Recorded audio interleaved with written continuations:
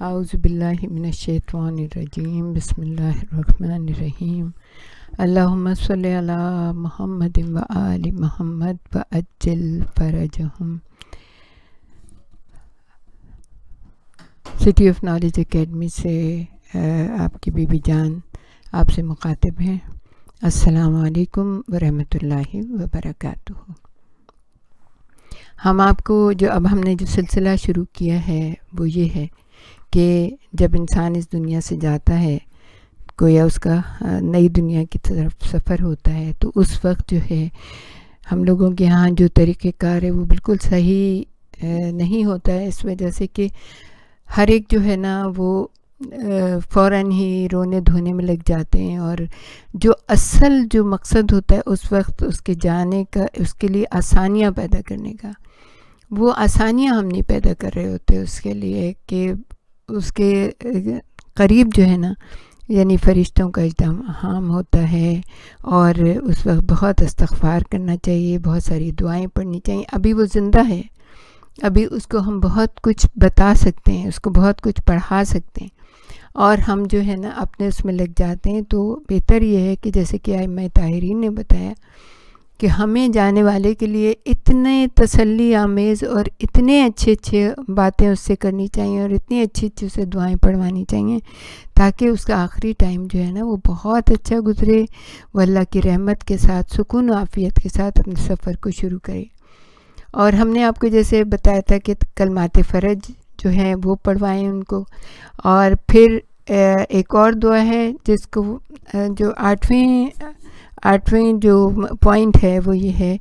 کہ یہ اگر یہ ہم دعا پڑھ لیں گے یا ہمیں کوئی دعا پڑھا دے گا تو ہم جو ہے نا اللہ کی مہربانی سے ہمارے سارے گناہ جو ہے نا معاف ہو جائیں گے، اور کیونکہ اللہ تعالیٰ بہت رحمان و رحیم ہے۔ اس کا ترجمہ ہم آپ کے سامنے پیش کرتے ہیں، اور پھر اس کے بعد جو ہے ہم آپ کو عربی میں اس کا بتائیں گے۔ اس کا ترجمہ یہ ہے: اے میرے معبود، میرے کثیر گناہوں کو معاف کر دے اور میری تھوڑی سی اطاعت کو قبول کر لے۔ اے وہ ذات جو تھوڑی سی اطاعت کو قبول کر لیتی ہے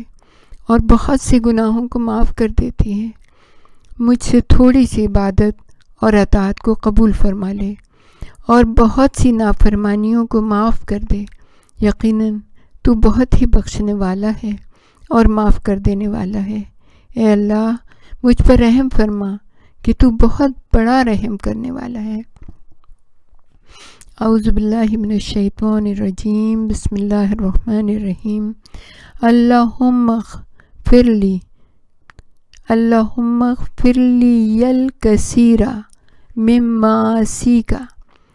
واقبل منی الیسیر من طاعتک ومن یقبل الیسیر من طاعتک ویعفو عن الکثیر اقبل منی الیسیر واعف عنی الکثیر انک انت العفو الغفور۔ اللہم ارحمنی فإنک رحیم۔ اے میرے معبود، تو مجھے معاف کر دے کیونکہ تو بڑا رحم کرنے والا ہے، بڑا کرم کرنے والا ہے، بہت رحمان ہے۔ پھر نواں پوائنٹ یہ ہے کہ میرے ارد گرد جو موجود رشتہ دار ہیں، خصوصاً اگر ہم لوگوں کی جیسے اگر والدہ زندہ ہوں اور ہم اس دنیا سے جا رہے ہوں، تو اگر وہ موجود ہوں تو بالخصوص ان سے معافی کی درخواست کریں، اس سے کہ ہم دیکھتے ہیں نا کہ بچے اکثر کوتاہی کرتے ہیں اس معاملے میں، جبکہ قرآن حکیم کیا کہتے ہیں کہ اف تک نہ کہو اپنے والدین کو۔ یعنی امام جعفر صادق علیہ السلام نے ارشاد فرمایا ہے کہ اگر یہ لفظ بھی نہیں ہے تو ایک کراہ کی آواز ہے کہ اگر یہ اس سے بھی کوئی چھوٹا لفظ ہوتا تو پروردگار عالم وہ قرآن میں استعمال کرتا کہ یہ بھی نہ کہو تم اپنے والدہ کو، اپنے والدین کو۔ تو کوتاہی ہوتی ہے تو اگر اس وقت ان سے معافی طلب کر لی جائے تو آگے کی منزلیں آسان ہوں گی. ارد گرد اور رشتہ دار ہیں, بعض دفعہ ہم نے کسی کی چغلی کر لی, کسی کی غیبت کر لی, کسی کو کچھ ایسے ہی ٹونٹ کر دیا, تانا دے دیا, آنکھ سے اشارہ کر دیا, تو خاص طور پہ, اور ویسے بھی ہم لوگوں کو زندگی میں معافی مانگ لینی چاہیے ہر ایک سے کہ ہماری ذات سے کبھی بھی کسی کو کوئی تکلیف پہنچی ہو تو ہم ان سے معافی کی درخواست کریں کہ وہ ہمیں معاف کر دیں.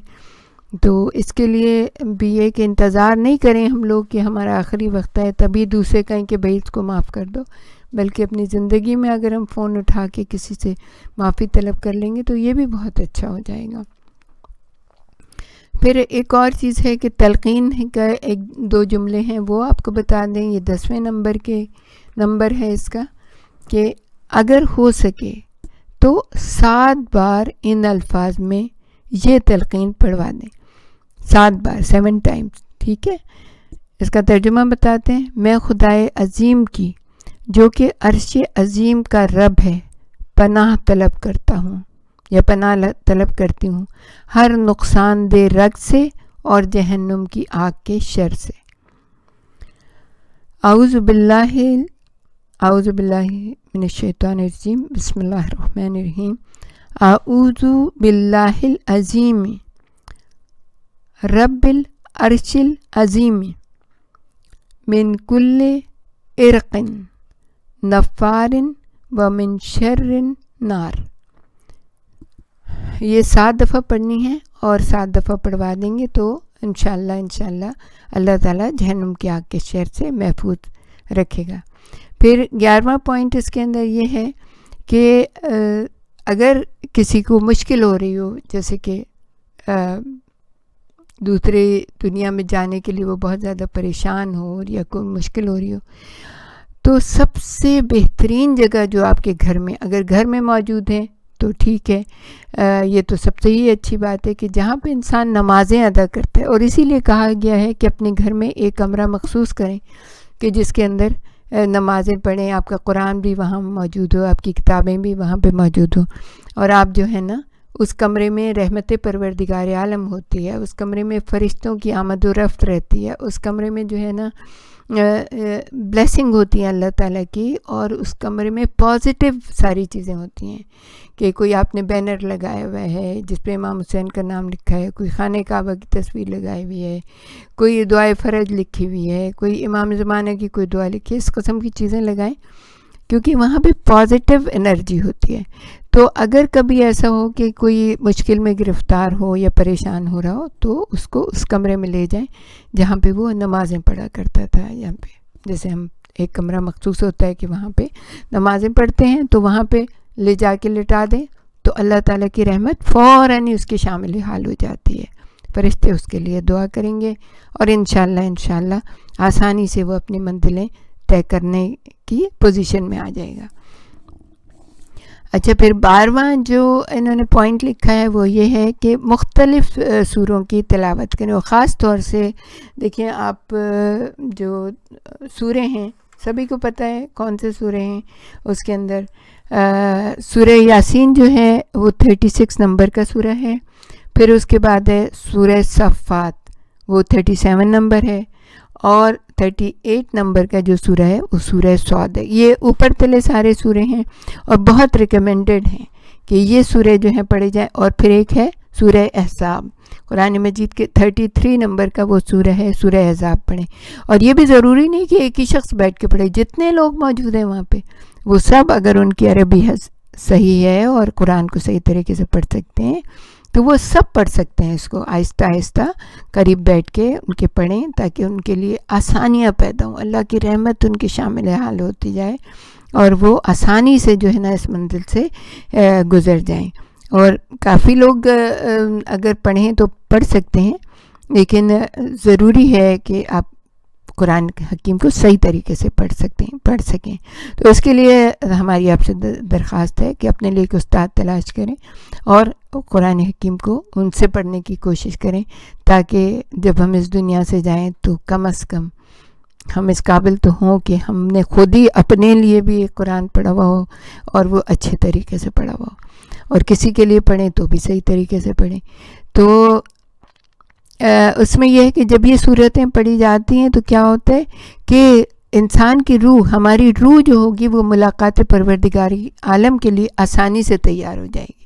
اور اس کے لیے ہم ایک چیز اور بھی بتا دیں کہ اگر آپ خود بھی اس کو پڑھتے رہیں اپنے اس میں، اور اس خیال سے کہ بھئی اگر کوئی میرے پاس پڑھنے والا نہ ہو تو کم از کم یہ صورتیں میں امانت رکھتی ہوں یا رکھتا ہوں اپنے رب کے پاس، یا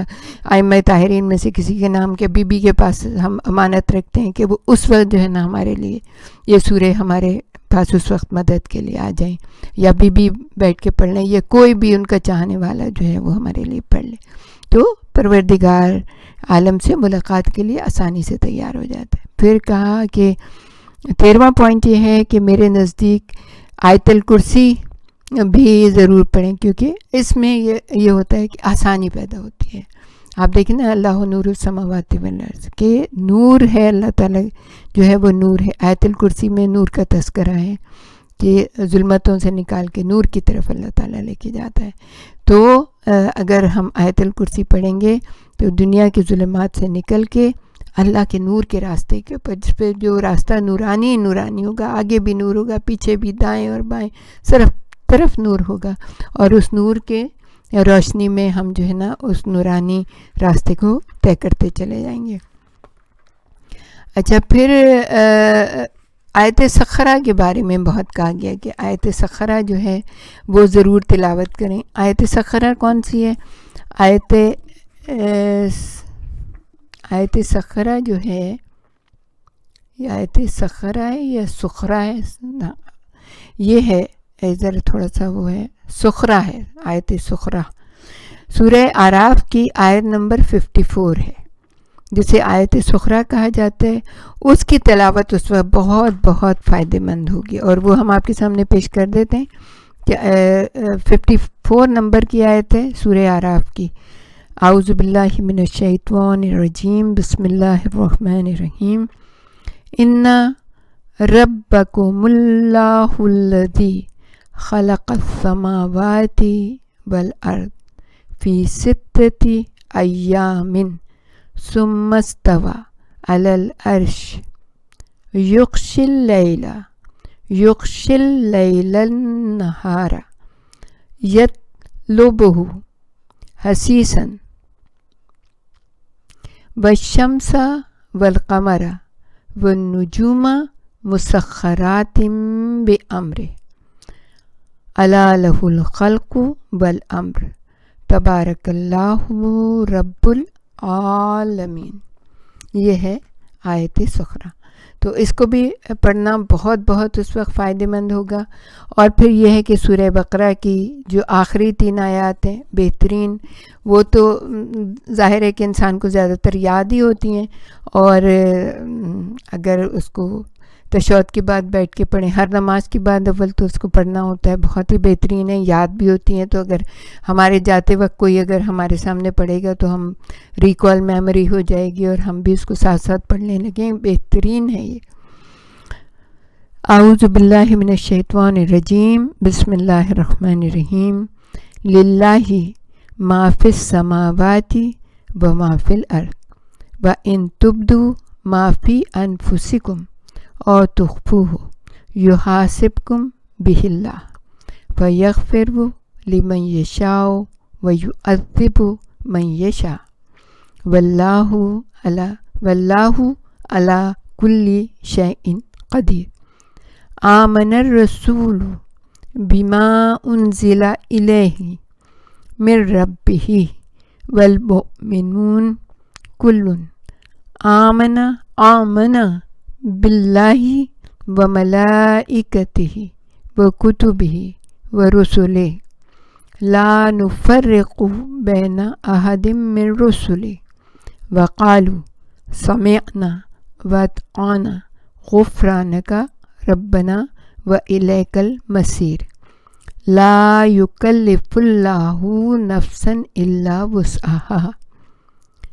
لہا ما کسبت وعلیہا ما اکتسبت ربنا لا تؤاخذنا ان نسینا او اخطأنا ربنا ولا تحمل علینا اسرن کما حملتہ علی الذین من قبلنا ربنا ولا تحملنا ما لا طاقت لنا به واعف عنا واغفر لنا وارحمنا انت مولانا فانصرنا علی القوم الکافرین۔ صدق اللہ العلی العظیم۔ اور پھر 16واں پوائنٹ یہ ہے کہ زیادہ سے زیادہ جتنے لوگ ہیں اس وقت باتیں کرنے کی ضرورت نہیں ہے، جتنا بھی ہو سکے، جتنا جس کو جو صحیح، مثال کے طور پہ کسی کو سورہ قل هو اللہ ہی بالکل صحیح آتی ہے تو سورہ قل هو اللہ کی تلاوت شروع کر دے، وہ بہترین سورہ ہے، ظاہر ہے اللہ تعالیٰ اس سورہ کے صدقے سے اس جانے والے کی منزلوں کو آسان کرے گا۔ اور پھر جب جا رہے ہوتے ہیں، جیسے ہم اس دنیا سے جا رہے ہیں، اب منزل ہماری بالکل آخری منزل آ گئی ہے، تو اب کیا کرتے ہیں کہ جانے والے کو بالکل تنہا نہیں چھوڑیں، بالکل اکیلا نہ چھوڑیں، ان کے قریب جو بھی ہو وہ دعائیں پڑھتا رہے، اللہ سے رحمت کی طلب کرتا رہے، استغفار ان کے لیے کرتا رہے۔ اور جب انسان ظاہر ہے کہ تکلیف کے عالم میں ہوتا ہے، یا ویسے بھی جب روح اس جسم کو مفارقت کر رہی ہوتی ہے، چھوڑ رہی ہوتی ہے، تو ظاہر ہے انسان ہاتھ پیر تو ہلاتا ہے نا۔ اکثر اس وقت لوگ یہ کرتے ہیں کہ اس کے ہاتھ پیر کی حرکت کو روکنے کی کوشش کرتے ہیں، تو ہاتھ پیر کی حرکت کو بالکل نہ روکیں، ہاتھ پیر کو سمٹنے دیں، کھلنے دیں۔ اور خاص طور پر اس کے لیے بار بار یہ لکھا ہے کہ اس وقت رونا اور چیخ و پکار نہ کریں۔ اور پھر یہ ہے کہ اس وقت انسان کے گرد زیادہ باتیں نہ کریں، جو بھی پڑھیں اللہ سے رجوع کریں، اللہ سے مسلسل کانٹیکٹ میں رہیں، کلوز ہو جائیں کہ پروردگار عالم بس یہ سمجھیں کہ جیسے ہم اس کی جگہ پہ ہیں اور ہمیں طلب رحمت ہے تیری، تو اس طرح سے اللہ تعالیٰ سے اس وقت طلب رحمت کریں، کیونکہ اگر ایسا نہیں ہوگا تو یہ ہے کہ جو رونا دھونا اور یہ باتیں کرنا یہ سب مکروہات میں سے ہیں، تو ایسا نہ کریں۔ اب وہ لمحہ آ جاتا ہے کہ جس میں ہمارے جانے والے کو یا ہمیں دوسروں سے جدائی، اپنے عزیز اور اقربا سے، اور معصومین اور پروردگار عالم سے ملاقات، بس وہ لمحہ، وہ خاص لمحہ ہوتا ہے، تو ہمیں اس کو خدا حافظ کہنا چاہیے، اللہ کی حفاظت میں دینا چاہیے، اور اس کو جو ہے نا اپنے بہت ہی دعاؤں کے ساتھ رخصت کرنا چاہیے۔ ٹھیک ہے، رونا فطری بات ہے، اور رونا آتا ہے انسان کو، بہت رونا آتا ہے، اپنے عزیز سے جدائی پہ کیوں نہیں رونا آئے گا، اور فطرت میں ہے انسان کی وہ روئیں، آہستہ روئیں۔ لیکن بہرحال وہ جانے والا یہی کہہ رہا ہوتا ہے کہ اس دنیاوی زندگی کی مصیبتوں اور شیطان کے شر سے رہائی پا گیا، کہ شکر الحمدللہ کہ دنیا میں اتنی مصیبتیں، اتنی پریشانیاں، اتنی کٹھنائیاں، اتنی بیماریاں، اتنے دکھ، اتنے فٹیگ، یہ سارا تھا، اس سے مجھے رہائی مل گئی، اور شیطان کے، کیونکہ آخری لمحے تک شیطان بہکاتے رہتے ہیں۔ اللہ سے ہمیشہ یہ دعا مانگنی چاہیے، بار الہ تو ہمیں شر شیطان سے اس وقت آخری لمحے میں بچا کے ایمان کی سلامتی کے ساتھ اپنے منزل کے اوپر رواں دواں کر دینا۔ تو لیکن یہ ہے کہ جانے والا بھی یہی کہہ رہا ہوتا ہے کہ میں تو شیطان کے شر سے رہائی پا گیا، مگر خیال رہے کہ اب جو میرے گرد ہیں وہ ابھی اس مرحلے سے نہیں گزرے، شیطان کہیں آپ کو فریب دے کر راہ حق سے بھٹکا نہ دے۔ اس حال میں گریہ کرنا اپنے حال کے اوپر زیادہ بہتر ہوگا۔